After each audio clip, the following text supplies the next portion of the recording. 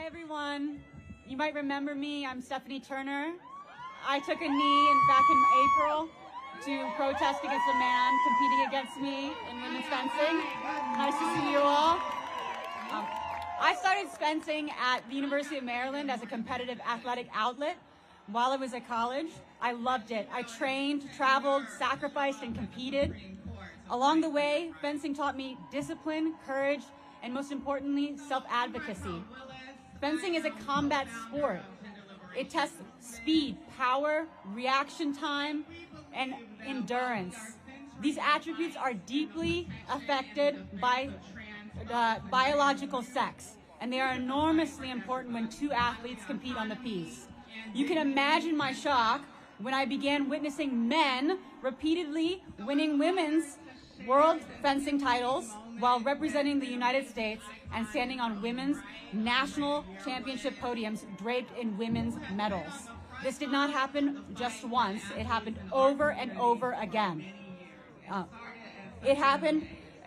it happened, the leaders of USA Fencing not only allowed it, they celebrated it. For years, I quietly adjusted my life to avoid unfair competition. I delayed registering for tournaments. I withdrew when male competitors entered women's events. I missed regional and national competitions for years, not because I lacked ability or dedication, but because the category created for women was no longer protected. In April, after investing time, money, training, and travel, I once again found myself facing a male competitor in my category. That morning, standing on the piece, praying for strength from God, I made a choice I never imagined I would make. I took a knee. Thank you. That act was not defiance, it was desperation. It was a cry for help.